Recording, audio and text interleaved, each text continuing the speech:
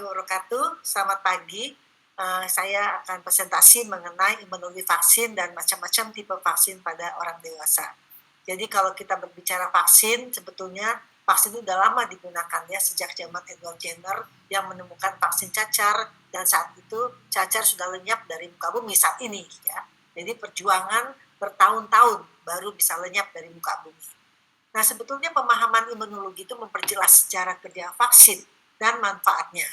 Dan imunisasi pada umumnya diberikan pada orang sehat, namun juga dapat diberikan pada orang yang dalam keadaan khusus, yang nanti akan dibawakan oleh pembicara yang lain. Nah, sebetulnya vaksinasi itu apa? Ya, ini sebagai refreshing, saya yakin teman-teman sejawat juga sudah mengerti ya, tetapi kita menyamakan persepsi bahwa vaksinasi adalah suatu cara untuk meningkatkan kekebalan seseorang secara aktif terhadap suatu antigen. Sehingga bila terpajar dengan antigen yang sama, sudah mempunyai kekebalan yang disebut antibodi dan tidak terjadi penyakit. Kalaupun terjadi penyakit, akan lebih ringan dibandingkan kalau tidak divaksinasi.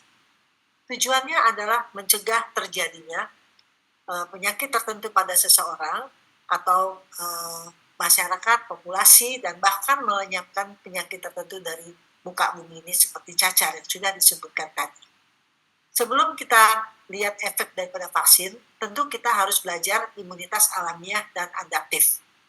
Nah, konsep imunisasi ini sebetulnya memang tadi dikatakan upaya yang dilakukan dengan sengaja kita memberikan kekebalan pada seseorang, dewasa ataupun anak, sehingga terhindar dari penyakit tertentu, dan itu ada imunisasi pasif.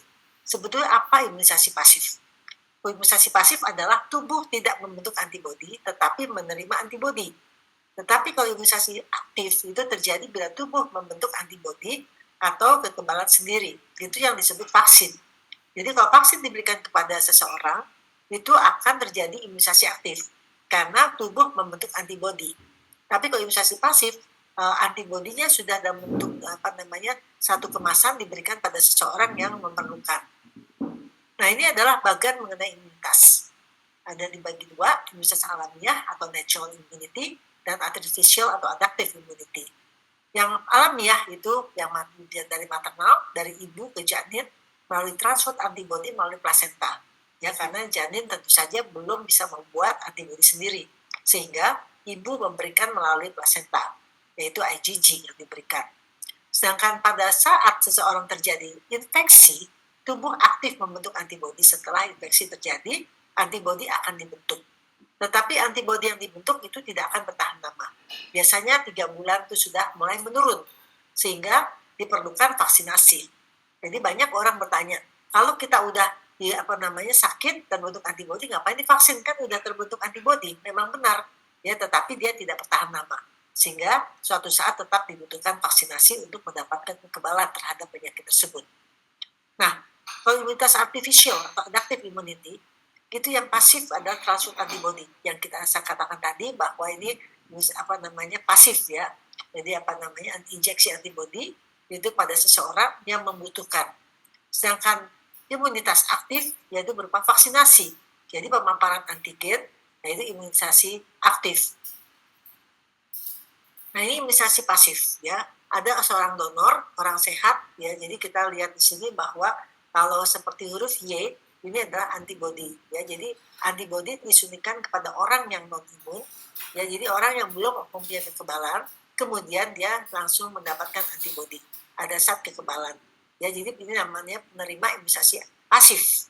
Tetapi kekurangannya dari imunisasi pasif tidak terbentuk respon imun memori karena imunisasi pasif tidak mengaktifkan sistem imun. Jadi kalau kita lihat di sini imunisasi pasif itu kerugiannya proteksinya jangka pendek, tidak ada sel memori, harga mahal, dan efek samping bisa saja terjadi anafilaksis. Ya, tetapi keuntungannya adalah pada saat dibutuhkan itu bisa diberikan. Ya, jadi dia ada umurnya sekitar 3 sampai 5 bulan seperti itu ya. Jadi kemudian dia langsung menurun dan habis pakai istilahnya. Nah, dengan imunisasi aktif atau vaksinasi, kalau kita lihat di sini bahwa antigen atau vaksin disuntikan kepada seseorang yang non-imun dan penerimanya adalah yang non-imun. Ya, jadi dia setelah diberi vaksin dalam waktu kurang lebih 10 hari sampai 2 minggu akan terbentuk antibodi. Jadi tubuh aktif membentuk antibodi. Karena itu kita katakan imunisasi aktif, yaitu vaksin. Jadi vaksin itu mengaktifkan sistem imun dalam tubuh untuk membentuk antibodi dalam waktu kurang lebih 10 hari sampai 2 minggu. Jadi nggak langsung cespleng ya. Nah, imunisasi aktif atau vaksinasi keuntungan adalah proteksi jangka panjang, murah dan efektif, serta aman. Bagaimana cara kerja vaksin? Nah, ini mekanisme kerja vaksin. Kalau kita lihat di sini, antigen yang berupa vaksin itu disuntikan ke dalam tubuh kita, akan ditangkap oleh APC atau antigen presenting cell. Ya, ini merupakan makrofag yang bertugas untuk mengaktifasi antigen tersebut dan dirangsang ke sel T helper maupun ke sel T. Jadi dari APC dan APC, antigen tersebut dipecah menjadi peptida-peptida kecil dan akan diikat oleh MHC kelas 2, kemudian akan dipresentasikan ke sel T, dalam hal ini CD4. Ya. Sel T helper itu kita singkat CD4, kemudian sel T ini mengeluarkan berbagai macam sitokin yang akan mengaktifasi sel B di sini ya, dan sel B akan menghasilkan antibodi. Ini jalan yang biasa, yang normal kalau kita membuat vaksin, tentu sel B yang akan membentuk antibodi ya, akan dirangsang. Tetapi ada juga vaksin yang merangsang sel T helper di sini untuk merangsang makrofag diaktifasi. Ada juga yang merangsang killer T cell. Jadi kalau vaksin yang bagus bisa merangsang seluruhnya ya, tapi biasanya yang paling dihitung adalah antibodinya. Nah, kalau kita bicara vaksin tentu tidak lepas dari kata-kata serokonversi dan seroprotektif. Apa sih perbedaannya? Serokonversi adalah peningkatan antibodi yang spesifik terhadap vaksin setelah vaksinasi. Ya, sedangkan seroprotektif adalah level antibodi yang mencapai tingkat yang memberikan perlindungan. Jadi memang mirip sebetulnya ya, mirip ya, tapi ada sedikit perbedaan. Ya, kalau protektif ya tentu level antibodi yang mencapai tingkat memberi perlindungan. Sedangkan konversi peningkatan antibodi yang spesifik ya, kita melihat ini setelah diberikan vaksinasi. Nah, setelah vaksinasi kita melihat adanya efikasi dan efektivitas. Ini juga mirip banget ya. Efikasi vaksin adalah penurunan insiden penyakit pada kelompok yang divaksinasi dibanding dengan kelompok yang tidak divaksinasi pada kondisi optimal atau uji klinis. Sedangkan efektivitas vaksin itu kemampuan vaksin dalam mencegah penyakit yang sesuai pada populasi dunia nyata. Ini sebetulnya nyata, sebetulnya sama. Ya, hanya bedanya kalau efikasi itu pada uji klinis, sedangkan efektivitas itu sudah pada dunia nyata. Jadi setelah uji klinis selesai, pada masa pemasaran kita lihat efektivitas vaksinnya. Ya, sedangkan kalau efikasi itu kan orang-orangnya sudah ditentukan. Ya, jadi sudah kelompok yang kita akan teliti itu sudah ditentukan. Itu efikasi, kita ingin melihat di mana sih insiden penurunan penyakitnya pada kelompok ya yang sudah yang divaksinasi dan tidak divaksinasi dibandingkan. Jadi sudah tertentu. Tapi kalau efektivitas itu setelah masa pemasaran. Nah, itu yang kita lihat bagaimana kemampuan vaksin dalam dunia nyata terhadap berbagai macam umur, berbagai macam bangsa. Ya, kita lihat di situ tentu melihat KIPI-nya akan lebih banyak dibandingkan pada sebelumnya pada saat penelitian. Komposisi vaksin itu apa aja? Ada bahan aktif, ada bahan inaktif. Bahan aktif tentunya antigennya sendiri, ya, jadi kumannya sendiri, entah dia virus, entah dia bakteri. Ya, jadi kalau kita lihat sini, antigen berupa mikroorganisme bisa dilemahkan, dia vaksin hidup, dia tetap dilemah, tapi harus dilemahkan, kalau tidak malah jadi penyakit atau dimatikan. Dan komponen antigen atau komponen antigen dari mikroorganisme.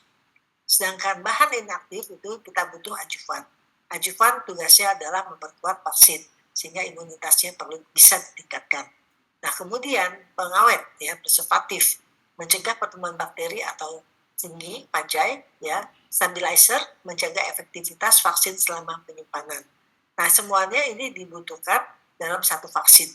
Ya, kalau tidak vaksinnya akan cepat expired ya, dan pada ruangan tertentu dia akan jadi tidak efektivitas lagi, karena itu perlu stabilizer. Ya, biasanya supaya efektif, misalnya kita sudah keluarkan dari lemari es ya, kemudian kita keluarkan berapa lama dia efektif kan? Kalau stabilizer dia akan terjaga lebih lama. Ya. Nah, adjuvan ini kerjanya kita lihat adalah untuk meningkatkan antibody, respons antibody ya. Jadi kalau nggak pakai adjuvan, ya, respons primer cepat sekali turun, dalam waktu 2,5 bulan dia udah turun ya efektivitasnya. Sedangkan kalau pakai adjuvan dia akan bertahan lebih lama antibodinya. Ya, sehingga vaksin ada yang 3 tahun, ada yang 5 tahun, ada yang lebih dari 10 tahun, ada yang seumur hidup dianggapnya demikian. Ya seperti itu. Karena memakai adjuvan. Makin canggih adjuvan, makin terdapat banyak KIPI.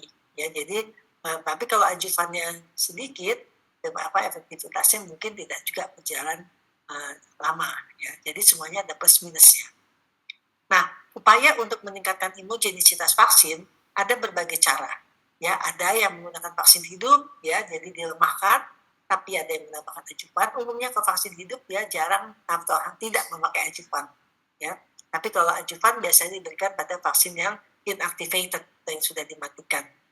Pemberian vaksin dalam bentuk conjugate, ya konjugasi dengan protein carrier itu akan juga meningkatkan imunogenisitas daripada vaksin, ya sehingga antibodi bisa lebih lama bertahannya. Ada yang meningkatkan dosis seperti hepatitis B. Ya, hepatitis B itu 3 kali pemberian supaya dosisnya optimal. Karena antibodi optimal pada efektivitas vaksin dan antibodinya. Tapi kalau harus sesuai ya. Jadi HPV juga demikian ya. 3 kali pemberian human papilloma virus. Jadi berbagai cara bagaimana kita meningkatkan imunitas vaksin berdasarkan penelitian ya. Jadi sebagian pakai meningkatkan dosis, sebagian mereka cari yang terbaik untuk tiap-tiap vaksin itu berbeda-beda. Ya, untuk setiap kuman itu beda-beda. Nah, tipe daripada vaksin ada vaksin virus yang hidup dilemahkan, ada yang dimatikan atau inactivated, ada yang subunit ya hanya bagian unitnya saja. Sedangkan vaksin bakteri itu yang ada yang hidup dilemahkan, sama juga dengan yang virus ya. Kalau hidup dilemahkan tuh vaksinnya tetap vaksin hidup, tetapi tidak menimbulkan penyakit ya. Dia dilemahkan, jadi dia tetap imunogenisitasnya bagus, tetapi tidak patologi ya kalau kita memberikan suntikan tersebut. Nah, vaksin bakteri yang inaktif atau dimatikan ya itu bisa sel utuhnya atau bagian saja subunit kita sebut atau dinding selnya yang disebut polisakarida atau yang dikonjugasikan ya, dan juga selain vaksin virus, vaksin bakteri ada juga toxoid ya. Nah, ini adalah klasifikasi vaksin ya. Jadi vaksin bakteri di sini kita lihat yang vaksin hidup itu BCG, vaksin bakteri aktif, difteri, tetanus, pertusis, contoh-contoh saja. Saya tidak menuliskan semua, ini hanya contoh ya. Vaksin virus ada yang hidup ya, contohnya influenza, ada yang vaksin influenza yang hidup tapi tidak masuk ke Indonesia, di Amerika biasanya disupport ke hidung, tapi ada juga yang activated virus yaitu influenza di sini inactivated ya, yang sudah banyak kita pakai. HPV yang diberikan 3 kali, hepatitis A 2 kali, hepatitis B 2 kali ya, seperti itu ya, dan rabies juga termasuk yang inaktif. Nah, ini vaksin kombinasi. Kombinasi itu tidak boleh kita yang mengcombine, jadi luar vaksin ya. Jadi artinya kita punya measles, kita punya mumps, kita punya rubella, dan tiga ini kita satukan sendiri nggak boleh. Ya, jadi kalau vaksin kombinasi itu harus dari pabriknya sendiri. Ya, jadi karena sudah terukur efektivitas vaksin tersebut. Jadi MMR, DPT, TDAP ya, baris dan B, baris dan tivoid ya. Kemudian vaksin kombinasi itu menghasilkan antibodi yang adekuat untuk memberikan perlindungan. Jadi antibodinya MMR itu tidak digabung tidak lebih jadi kurang ya atau lebih sedikit imunogenisitasnya turun, tidak ya. Jadi mereka sudah mengkombinasi, sudah melalui berbagai cara dan penelitian yang sudah diuji ya, mereka melihat ya ini bisa dikombinasi karena imunogenisitasnya tetap bagus ya, misalnya kombinasi tiga-tiganya tetap bagus, bisa mabsubelanya ketiganya tidak ada yang buruk ya, mereka bisa satukan. Demikian juga yang lain-lainnya DPT maupun TDAP. Nah, bagaimana pemberian vaksin hidup yang bersamaan? Pemberian 2 jenis suntikan atau lebih vaksin hidup secara bersamaan itu menghasilkan antibodi yang adekuat untuk perlindungan. Jadi kalau vaksin, kalau kita datang pasien dia mau ke luar negeri, biasanya ada 5, 6, 7 vaksin, kita lihat dulu yang hidup yang mana. Jadi yang hidup itu diberikan dalam waktu hari yang sama ya, hari yang sama di tempat yang berbeda, lengan kiri, lengan kanan. Ya, jadi kalau tidak diberikan dalam waktu yang sama, pembentukan antibodi tidak adekuat. Jadi tidak boleh kita memberikan misalnya MMR kita mau kasih hari ini, variselanya belum ada nih, baru besok ada. besok datang lagi ya Bu, untuk varicella, jangan, lebih bagus tunggu besok, tapi setelah dua-duanya ada, baru kita berikan suntikan. Karena nanti vaksin yang kedua itu akan mengganggu pembentukan antibodi vaksin yang pertama, sehingga tidak efektif ya. Jadi, tapi kalau misalnya kita mau memberikan, itu bisa diberikan dengan dua jenis vaksin dan pada waktu bersamaan atau jedanya sekitar 28 hari ya. Kecuali campak dan yellow fever itu masih boleh diberikan kurang dari 28 hari. Nah, respons imun terhadap berbagai macam vaksin, respons imun terhadap vaksin hidup menghasilkan titer antibodi yang tinggi dan bertahan lama. Biasanya nggak perlu booster. Dengan respons terhadap respons imun terhadap vaksin conjugate, antibodi sudah dapat terbentuk pada usia yang lebih dini, misalnya 6 bulan, dan titer antibodi itu bertahan lama. Contohnya pneumococcal conjugate vaksin, ya. Jadi kalau kita lihat di sini, pneumonia atau pneumococcal conjugate atau pneumonia vaksin itu ada dua, yang conjugate dan yang tidak conjugate. Yang tidak conjugate itu polisacharidanya saja, hanya dinding kumannya saja. Ya, sedangkan conjugate itu dinding kuman ditambah protein carrier. Nah, sekarang respons imun terhadap vaksin polisacharida. Ya, antibodi baru dapat terbentuk pada usia 2 tahun ke atas dan antibodi tidak bertahan lama. Contohnya pneumonia 23 atau meningitis yang polisacharida. Ya, jadi artinya misalnya orang mau umroh, nah kita harus memberikan meningitis conjugate bila anak di bawah 2 tahun akan ikut ya untuk umroh. Karena kalau di Arab Saudi anak-anak kecil sudah dibiasakan di dalam masjid ya. Tapi di kita mungkin tidak. Tapi seandainya ada yang mau di bawah 2 tahun itu tidak bisa dengan meningitis yang polisacharida, harus meningitis yang conjugate. Nah, ini sedikit saya menyentuh ini lama ya, kita bersyukur pandemik sudah menjadi endemik ya, karena kita ingat di Indonesia COVID ini diperkenalkan tahun 2020 di Indonesia ya, karena di Wuhan itu kan 2019 akhir. Jadi waktu itu langkah pertama untuk menemukan vaksin dengan berbagai macam platform. Di platform yang baru kayak DNA, viral vector, RNA, kita baru mengenal pada sejak zaman COVID. Ya, sedangkan yang lain kita sudah mengenal terlebih dahulu. Nah, kalau kita lihat di sini,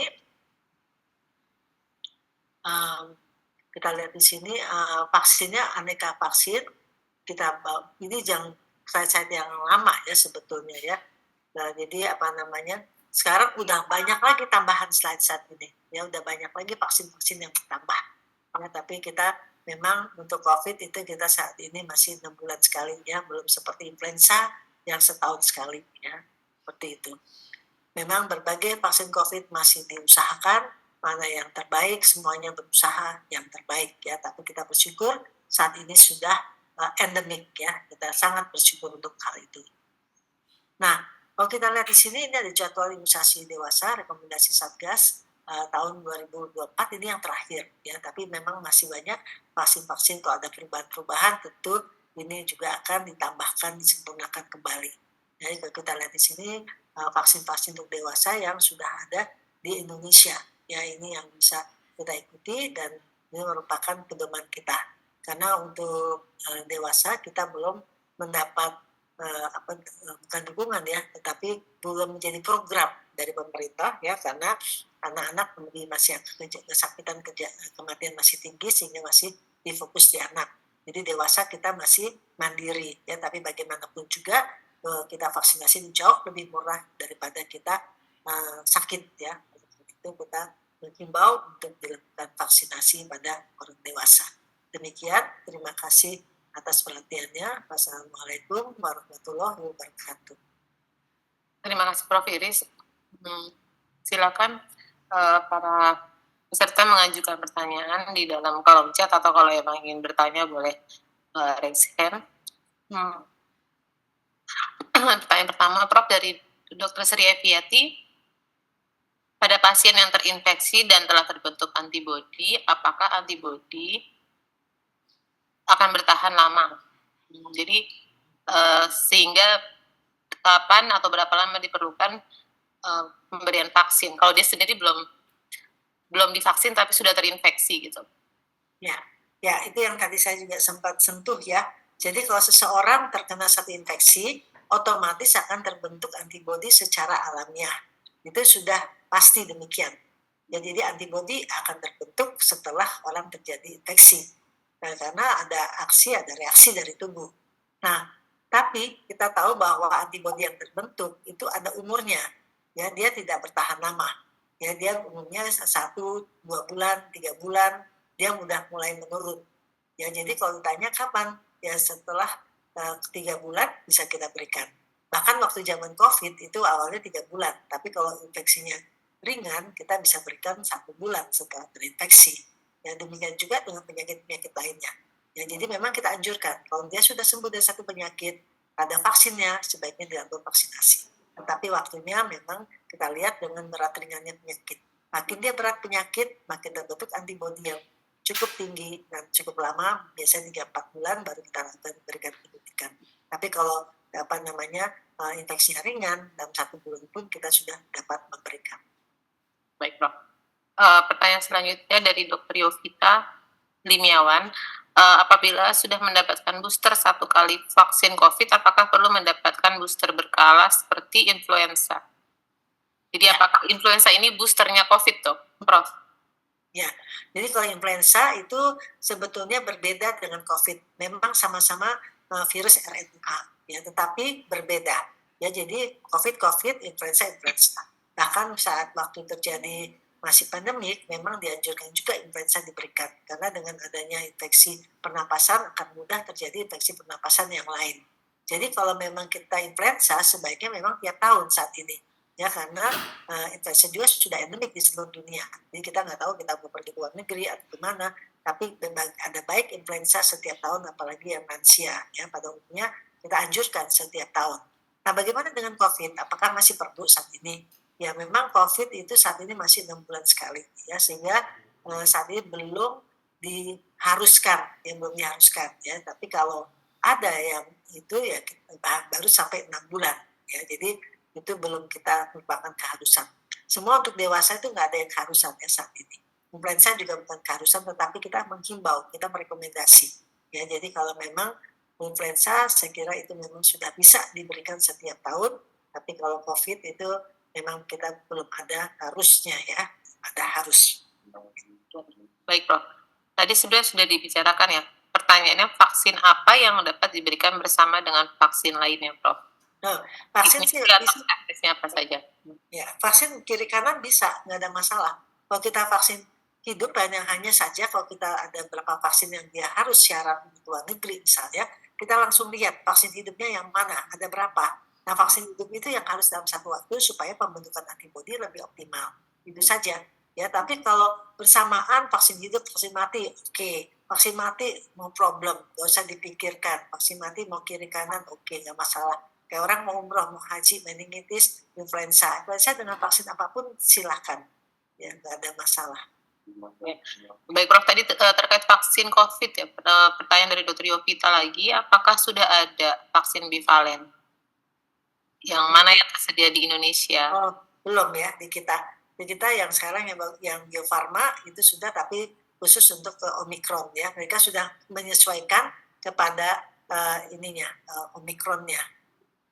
Dari Bio Farma itu udah cukup bagus ya sebetulnya. Dan kita produksinya udah ada sekarang, udah bisa didapat. Tadi mungkin Prof pertanyaan lagi terkait pemberian ya. Berapa batas jumlah maksimal pemberian vaksin bersamaan? Apakah maksimal 2 atau boleh lebih? Oh, secara teori, saya bicaranya secara teori ya. Teori itu bisa 4. Ya, jadi kiri itu bisa 2 dengan jarak kira-kira 2 cm, deltoid, yang kanan juga bisa 2. Ya, jadi bisa 4. Tetapi itu teori ya untuk vaksin. Tetapi tetap harus berhati-hati. Rata-rata kita berikan 2 ya, rata-rata, karena takut ada KIPI. Ya, takut ada KIPI. Jadi kalau mau ketiga, tunggu setengah jam, nanti nggak ada apa-apa baru. Karena saya pernah kejadian kita memberikan 2, ternyata yang kedua itu ada KIPI. Ya, waktu kita udah kasih jarak waktu kejadian. Pertanyaannya, Prof, apakah mempengaruhi efektivitas ya kalau diberikan bersamaan? Efektivitas tidak dipengaruhi sama sekali. Ya, efektivitas tidak. Tapi yang kita jaga adalah KIPI-nya. Ya, jadi kita harus membedakan kehati-hatian kita untuk KIPI-nya saja. Ya, tapi kalau efektivitas tetap tidak ada masalah. Kalau terkait ini, Prof, kadang-kadang ada vaksin yang sudah hampir expire, apakah mempengaruhi efektivitas? Ya, Jadi seperti tadi ya, tadi pagi saya ada pasien vaksin hepatitis. Nah terus apoteknya menanyakan ke saya, Prof ini Juli 2024, boleh saya pakai nggak untuk suntik pasien yang Prof minta?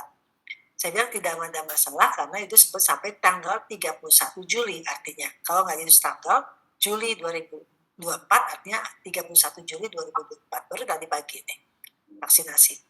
Nah kemudian cuma efektivitasnya berkurang, jelas dong gitu.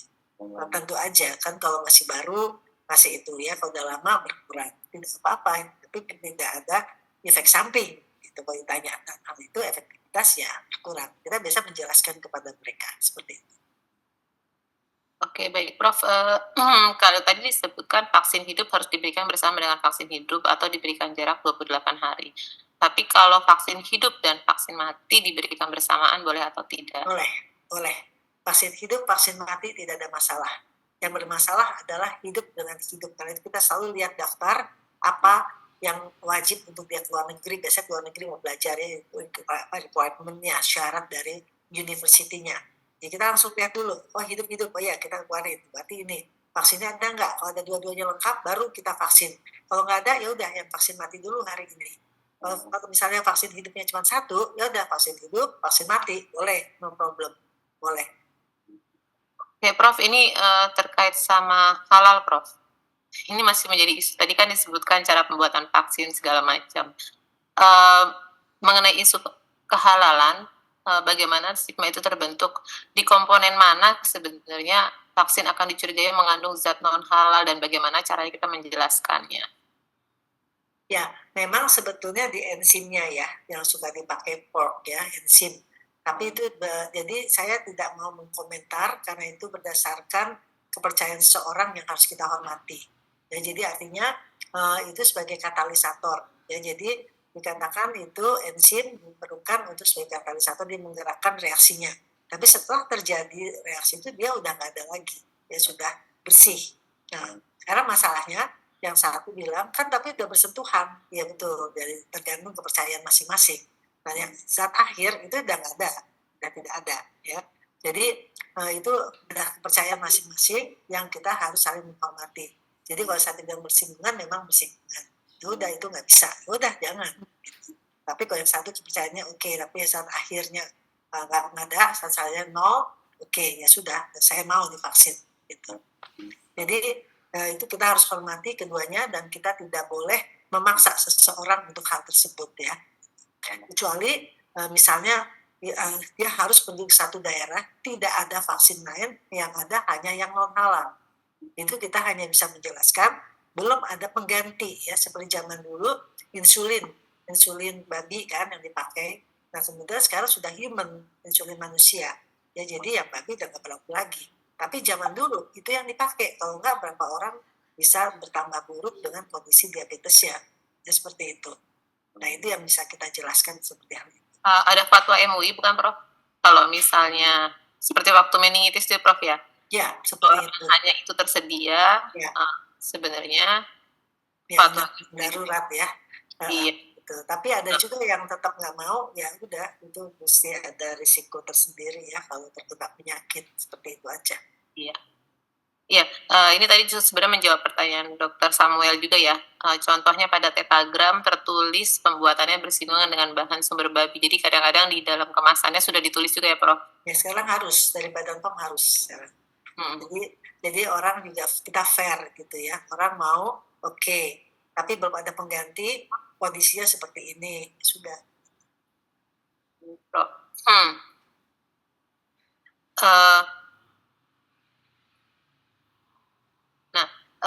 Ini juga tadi sama ya Prof, dari Dokter Mary Harita, vaksin hidup diberikan.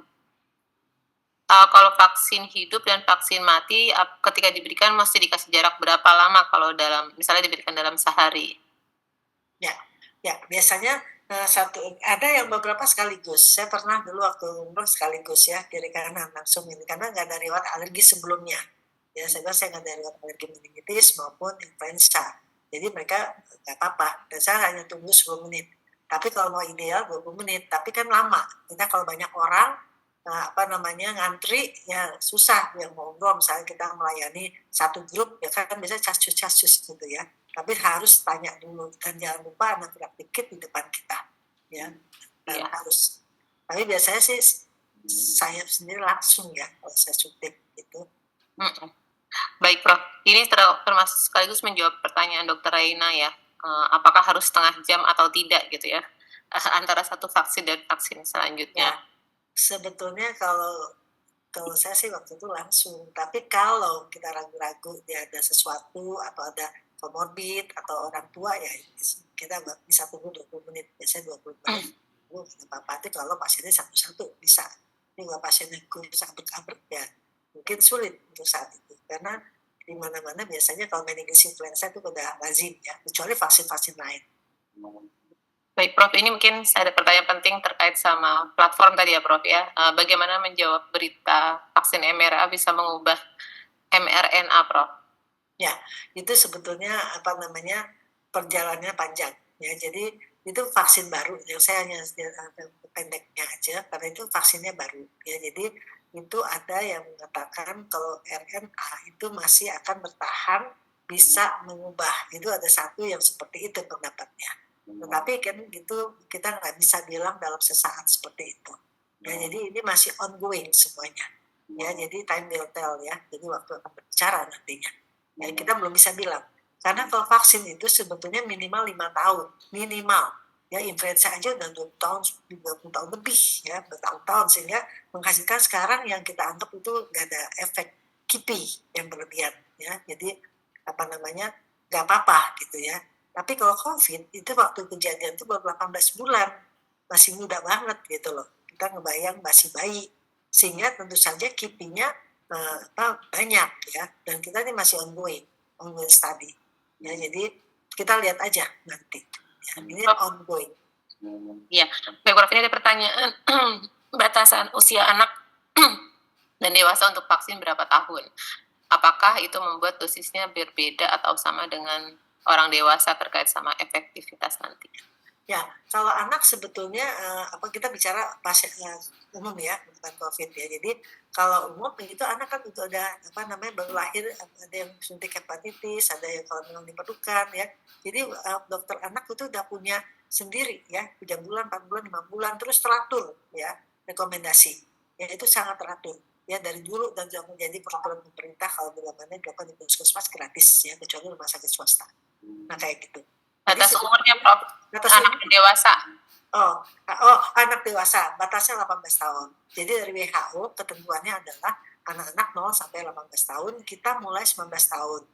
Nah, banyak pertanyaan, kenapa sih 18 tahun?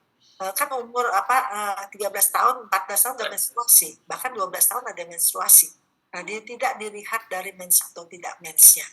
Ya, jadi tidak dilihat dia bisa punya anak apa tidak pada usia 17 tahun atau 16 tahun orang bisa punya anak ya.